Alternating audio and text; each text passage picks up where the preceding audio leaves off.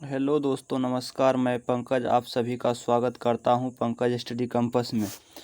आज हम देखेंगे धातु का निष्कर्षण। हम शुरू करेंगे सोडियम से और इस वीडियो में हम 4 धातु का निष्कर्षण पढ़ेंगे। सोडियम, जिंक जिसको जस्ता भी बोलते हैं, पारा और एल्युमिनियम। चलिए हम शुरू करते हैं सोडियम के साथ। देखिए, सोडियम धातु मुख्यतः द्रवित सोडियम क्लोराइड, जिसका सूत्र क्या होता है NaCl, का विद्युत अपघटन करके प्राप्त की जाती है। विद्युत अपघटन द्वारा क्या करते हैं, सोडियम धातु को प्राप्त करते हैं सोडियम क्लोराइड से, NaCl से। चलिए आगे देखते हैं। चूँकि सोडियम क्लोराइड का द्रवणांक काफ़ी उच्च होता, 820 डिग्री सेल्सियस होता है, अतः इसके द्रवणांक को कम करने के लिए इसमें थोड़ा क्या करते हैं, कैल्शियम क्लोराइड मिश्रित कर दिया जाता है। क्या मिलाते हैं? Calcium chloride. द्रवित मिश्रण का विद्युत अपघटन करने पर सोडियम धातु कैथोड पर एवं क्लोरीन गैस एनोड पर मुक्त होती है। चलिए इसका देखते हैं, थोड़ा सा फार्मूला देख लेते हैं। जैसे ये देखिए आप, NaCl ये द्रवित है और इसको देखिए Na+ और Cl- में प्राप्त आया। अब इसी को देखिए Na+ प्लस E और Na आया, ये कैथोड पर आया, आपका सोडियम प्राप्त हुआ। यही देखिए फिर 2Cl-, इसी को देखिए Cl2+ 2E यानी इलेक्ट्रॉन लिखते हैं, ये एनोड पर आया। चलिए आगे बढ़ते हैं। प्रयुक्त इस विधि को क्या बोलते हैं? डाउन विधि, या इंग्लिश में कहते हैं डाउन प्रोसेस। मिश्रित रन में उपस्थित कैल्शियम क्लोराइड का विद्युत अपघटन नहीं होता। इसमें एक याद रखिएगा कि विद्युत अपघटन किसका नहीं होता है? कैल्शियम क्लोराइड का। सोडियम धातु प्राप्त करने के लिए सोडियम क्लोराइड के जलीय विलयन का इस्तेमाल नहीं किया जा सकता है।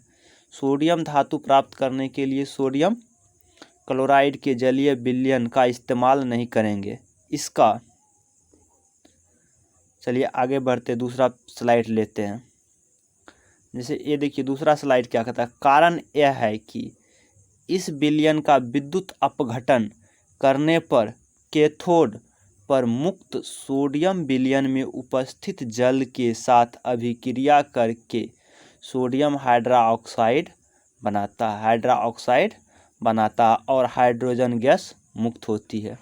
जैसे अब देखिए इक्वेशन इसका देखिए, 2Na + 2H2O। फिर उसको देखिए, अब इसका तोड़ के देखिए, इसको अब कर रहे हैं संयोजन। देखिए 2NaOH, उसके बाद H2 यानी हाइड्रोजन गैस मुक्त हो रहा है। देखिए चलिए आगे देखिए। अतः कैथोड पर सोडियम धातु न मुक्त होकर हाइड्रोजन गैस मुक्त होती है और सोडियम हाइड्रोक्साइड विलयन में रह जाता है। चलिए, ये तो सोडियम का प्राप्ति आपको पढ़ा दिए। अब आगे आपको ले चलते हैं हम। देखिए आपको कहाँ ले जा रहे हैं अब? दूसरा आपका है अब जिंक। चलिए जिंक का देखिए, Zn सिंबल होता है, परमाणु संख्या 30 होता है, 30, ठीक ना। सोडियम का भी जान लीजिए। सोडियम का क्या होता है? Na। सोडियम का Na सिंबल होता है और इसका परमाणु संख्या 11 होता है। नहीं बताए थे, अभी बता देते हैं। चलिए फिर से थोड़ा सा अब चलिए इसके बारे में, जिंक के बारे में हम पढ़ लेते हैं। देखिए जिंक के बारे में आप लोग सुन लीजिए थोड़ा सा। जैसे देखिए जिंक जस्ता के प्रमुख अयस्क, Zn है सिंबल और परमाणु संख्या 30। इसका अयस्क देखिए, zinc blende ZnS, calamine ZnCO3, zincite ZnO। देखिए जस्ता का निष्कर्षण जो होता है मुख्यतः केलेमाइन एवं जिंक ब्लेंड अयस्क से किया जाता है। देखिए केलेमाइन से पहले हम दोनों से निकालेंगे, केलेमाइन से और जिंक ब्लेंड दोनों अयस्क से प्राप्त करेंगे। देखते हैं। केलेमाइन को निष्पादित करने पर जिंक ऑक्साइड प्राप्त होता है। जैसे ये देख लीजिए ZnCO3, इसको क्या कर रहे हैं, निष्पादित कर रहे हैं। ZnO प्लस CO2, यहाँ क्या हो रहा है, CO2 मुक्त हो रहा है। चलिए देखिए ZnO यानी जिंक ऑक्साइड, ZnO को बोलते हैं, को कोयले के चूर्ण के साथ गर्म करने पर जस्ता धातु प्राप्त होती है। जिंक ऑक्साइड को कोयले के चूर्ण के साथ जब गर्म करेंगे तो जस्ता धातु क्या होगा, प्राप्त होगा। जैसे ZnO है और प्लस C कार्बन को ऐड कर रहे हैं, अवकरण करेंगे। देखिए अवकरण करने के बाद Zn प्लस CO2, CO क्या हुआ, मुक्त हो गया, यहाँ कार्बन मोनोऑक्साइड। CO क्या होता है, कार्बन मोनोऑक्साइड इसका होता है नेम। चलिए अब चलिए दूसरा हम निकालेंगे जिंक ब्लेंड से। सांद्रित जिंक ब्लेंड को, जिंक ब्लेंड से देखते हैं, सांद्रित जिंक ब्लेंड को वायु की उपस्थिति में यानी हवा की उपस्थिति में उच्च ताप पर गर्म करने से जिंक ऑक्साइड प्राप्त होता है। क्या होता है, जिंक ऑक्साइड। जिंक ब्लेंड को वायु की उपस्थिति में उच्च ताप पर गर्म करेंगे तो जिंक ऑक्साइड प्राप्त होगा। चलिए देखते हैं फिर, इसको देख लीजिए 2ZnS को 3O2 और इसका क्या कर रहे हैं, भर्जन। देखिए 2ZnO प्लस 2SO2 क्या हो रहा है, मुक्त हो रहा है। इसको बोलते हैं ZnO, ये हुआ जिंक ऑक्साइड, यहाँ आपको 2ZnS हुआ जिंक ब्लेंड। चलिए इस ZnO से उपयुक्त विधि द्वारा जस्ता प्राप्त कर लिया जाता है, यानी ऊपर जो विधि बताया गया उस विधि से ही उसके बाद इसको भी प्राप्त किया जाता है। देखिए प्राप्त जस्ता अशुद्ध होता है, अतः इसे विद्युत अपघटन विधि द्वारा शुद्ध किया जाता है। जैसे देखिए शुद्ध एल्युमिनियम के पत्थर को कैथोड और अशुद्ध जस्ता को एनोड बनाकर विद्युत अपघट्य के रूप में ZnSO4 के विलयन का उपयोग किया जाता है। किसका विलयन करते प्रयोग, ZnSO4 का। विद्युत धारा प्रवाहित करने पर शुद्ध जस्ता कैथोड पर एकत्र होता है, इसे समय समय पर काट कर अलग कर दिया जाता है। चलिए अब आगे बढ़ते हैं, अगला आएंगे हम मरकरी की तरफ बढ़ेंगे। देखिए आप मरकरी को पढ़िए। अब तीसरा है मरकरी। मरकरी का सिंबल होता है संकेत Hg और इसका परमाणु संख्या होता है 80 यानी 80। चलिए देखते हैं, पारा का प्रमुख अयस्क क्या होता है, सिनेवार, Hgs। इसका सिंबल क्या होता है यानी फार्मूला क्या होता है, Hgs, जिससे पारा का निष्कर्षण किया जाता है। जैसे देखिए सांद्रित सिनेवार अयस्क को चारकोल के साथ गर्म करने पर पारा प्राप्त होता है। क्या होता है, सांद्रित सिनेवार अयस्क को चारकोल के साथ गर्म करने पर पारा प्राप्त है। जैसे इसका इक्वेशन देखिए आप, 2HGS प्लस 3O2। अब इसको देखिए 2HGO प्लस 2SO2 प्राप्त हुआ, यहाँ SO2 मुक्त हो रहा है।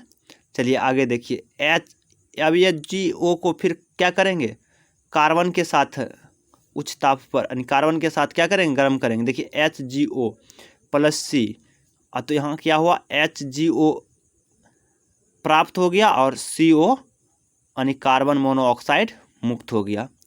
चलिए देखते हैं आगे, पारा के वाष्प CO एवं SO2 के मिश्रण को वाहित कर, क्या होता है, वाहित कर मिश्रण को संघनक से प्रवाहित कर पारा को संघनित कर लिया जाता है। ठीक ना, पारा के वाष्प CO एवं SO2 के मिश्रण को संघनक से प्रवाहित कर पारा को संघनित कर लिया जाता है। चलिए अब हम चौथा बढ़ते हैं एल्युमिनियम की तरफ। देखिए एल्युमिनियम का सिंबल होता है Al, परमाणु संख्या 13 होता है 13। चलिए एल्युमिनियम के मुख्य अयस्क देखेंगे, बॉक्साइड Al2O3.H2O और कोरंडम पढ़ेंगे Al2O3, क्रायोलाइट Na3AlF6। चलिए, लेकिन एल्युमिनियम का निष्कर्षण किससे करेंगे? बॉक्साइड अयस्क से किया जाता है विशेष करके। चलिए देख लेते हैं। सांद्रित बॉक्साइड अयस्क को चूना की उपस्थिति में, किसकी उपस्थिति में? चूना की उपस्थिति में सोडियम कार्बोनेट के साथ गर्म करने पर सोडियम एल्यूमिनेट बनता है। क्या बनता है? Sodium aluminate. जैसे ये देखिए, आपको Al2O3 उसके प्लस Na2CO3, ये क्या हो गया आपका? Sodium carbonate. क्या हो गया? Sodium carbonate. और ये हो गया आपका अनिसांद्रित, जिसको बोलते हैं बॉक्साइट का फार्मूला। चलिए, उसके बाद यहाँ देखिए 2NaAlO2 और यहाँ क्या हो रहा है? कार्बन डाइऑक्साइड यानी CO2 क्या हो रहा है? मुक्त हो रहा है।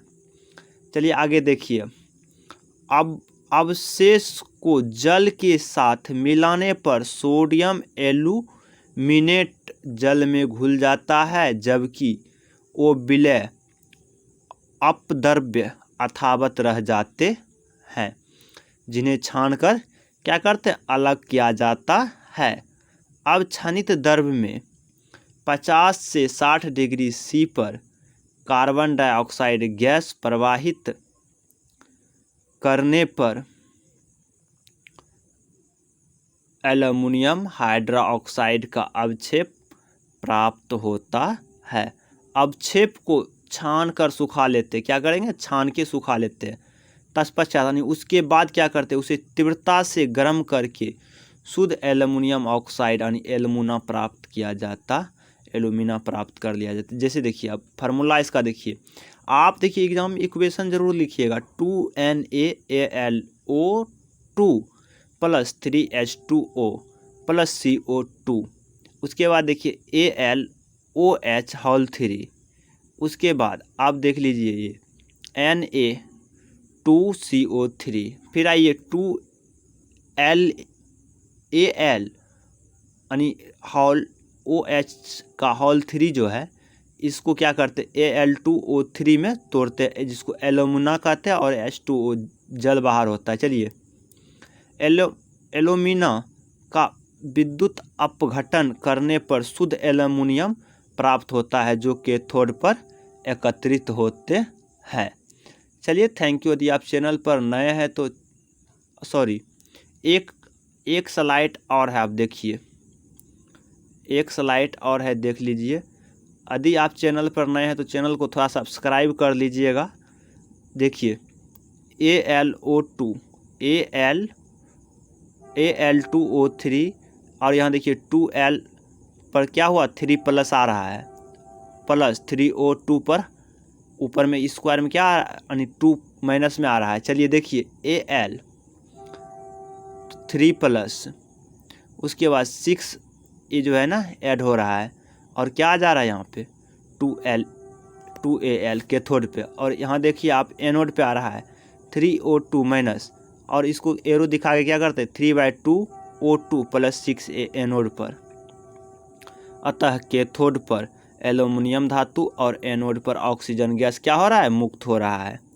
चलिए, थैंक यू। यदि आप चैनल पर नए हैं तो चैनल को सब्सक्राइब कर लीजिएगा, बेल आइकन को प्रेस कर लीजिएगा। Thank you.